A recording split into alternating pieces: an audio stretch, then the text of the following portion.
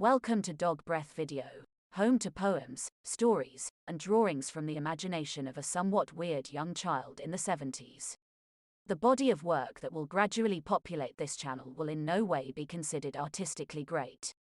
To be honest, but for the hoarding mentality of the author, the rise of the internet, the utility of YouTube, and an overblown regard of his own work, this material would have stayed lost forever.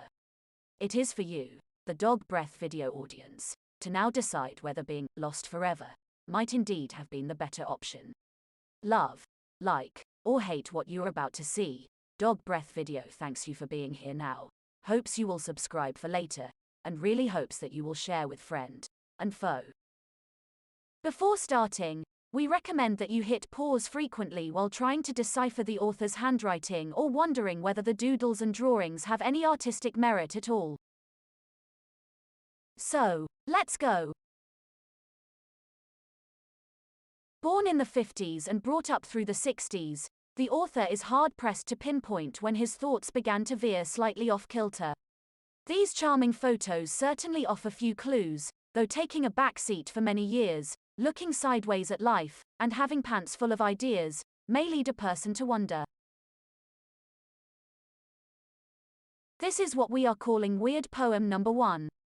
"Hello there," cried the little gnome, as gleefully he stood, surveying what surrounded him, a green and awesome wood. Based on the type of paper, the scribbled words, the poorly thought-out doodles, this is probably from the author's complete drivel phase. There is some rhyme, but very little reason. Next we offer you weird poem number 2.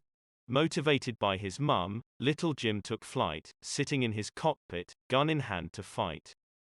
Still in the drivel phase, this wartime epic is at least dated and has a bonus second side of strange drawings with painfully constructed hands, a few odd creatures and a policeman. Move along. Nothing to see here. Weird poem number 3 and weird poem number 4 are linked only by the paper they were written on, along with the 2 renditions of the little armor fellow. An armor fellow, long and squat, was puzzling by himself, why the world produced big trees, while he was such an elf. Weird poem number 3 begs the question, what came first? The drawings or the poem? Given the cramped nature of the words, the answer is probably obvious. With weird poem number 4, no such ambiguity exists. Once when I was very small, I lived just how I pleased, I didn't do a scrap of work, and crawled round on my knees. But now when I am bigger, I've got to be so neat, I've got to do a lot of work, and walk round on my feet. I think we can honestly say, that is a philosophical view of growing old. Weird poem number 4 has a great deal to be desired.